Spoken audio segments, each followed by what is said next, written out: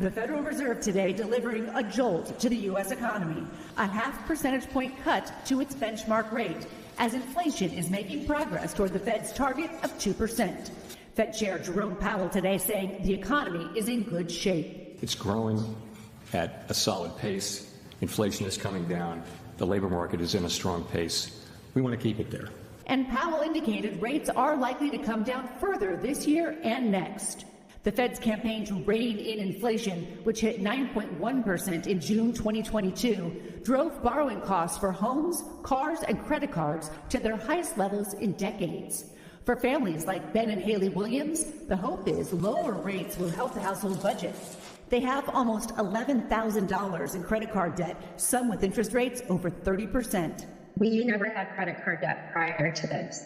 This was buying a house in Indiana last December with a mortgage rate of 8.1%. I know we maxed out our housing budget, but we kind of had to because anything under the $250,000 mark here was selling quickly or they were getting cash offers, and we just couldn't compete with that. Are you hoping that within the next couple of years you'll be able to refinance then?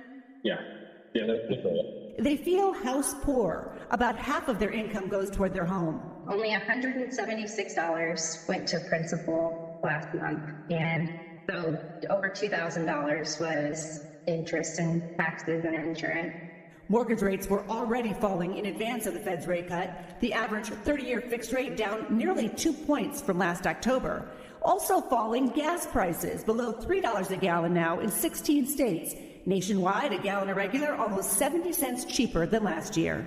And Christine joining us here in the studio. You know, there was a lot of conversation. Would they go for a smaller cut? They went big. Was that a surprise? And what do you think the thinking was behind it? You know, Chair Powell said he sees inflation moving in the right direction. So the focus now is increasingly shifting to the strong job market. And the Fed is forecasting the unemployment rate to tick up in the coming months. They just don't want that to get out of